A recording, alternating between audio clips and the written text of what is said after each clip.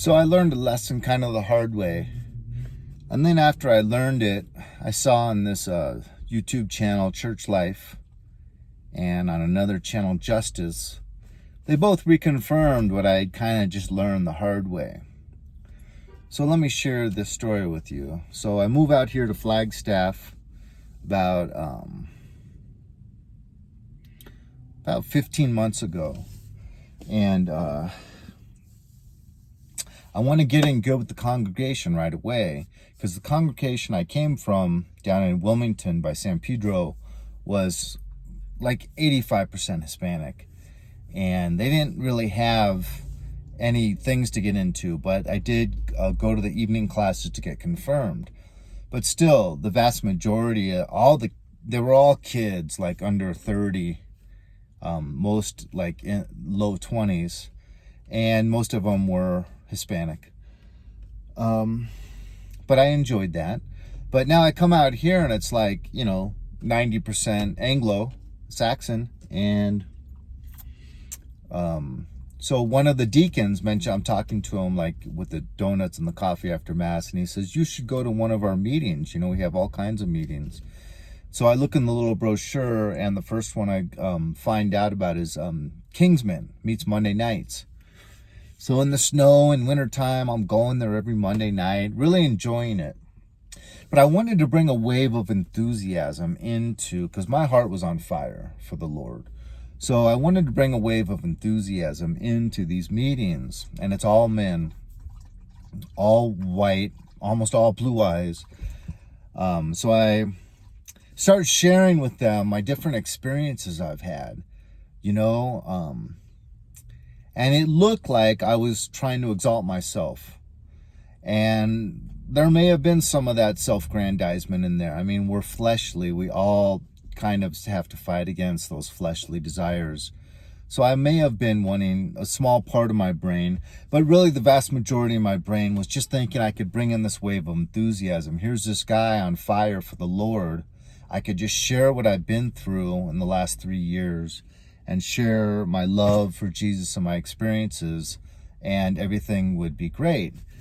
But self-grandizement and exalting yourself builds envy, competition, even just straight out dislike.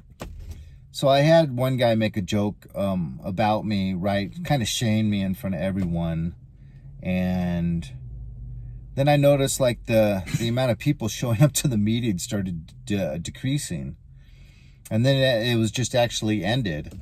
And I thought, was that partly due to me coming in there with my over-the-top enthusiasm and sharing stories on how I was used in a miracle, or when the Lord actually spoke to me in an audible voice from within my own body? And it's like, people started going, who is this guy? Should we even believe him? Whatever. So those meetings end, and I started going to the Wednesday morning meetings where they discuss the upcoming scripture that will be discussed on that Sunday Mass. And I do the same thing. And I kind of get some negative. I mean, at first the people are loving me the first 2 or 3 meetings, but then I start to get some negativity back and some funny looks, and those meetings start shrinking. And then even the guy that invited me, one of the leaders of the group, there's 2 leaders, he stopped showing up. So it's like, and then I see these videos about how you have to be quiet with what the good Lord has shared with you, the graces He shared with you, because it does indoctrinate, or it pulls out of people envy and competition and just plain old dislike of you.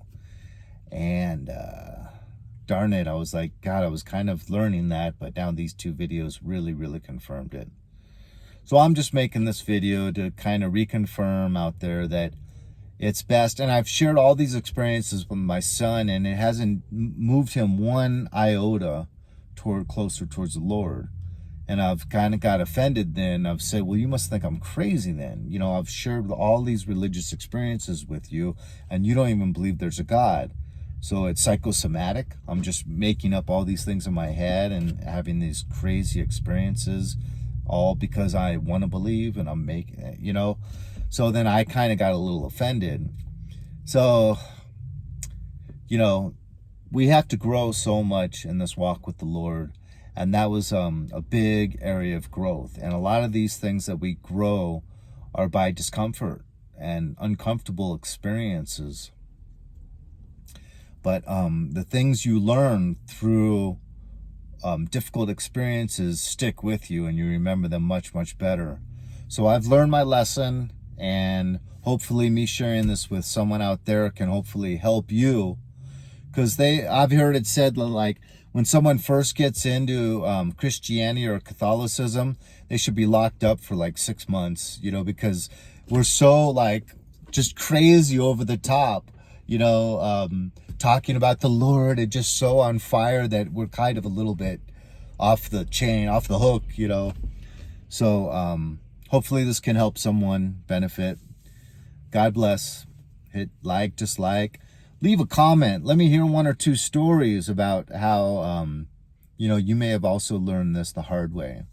Or even just share some of the religious experiences you've had. I'd greatly appreciate it.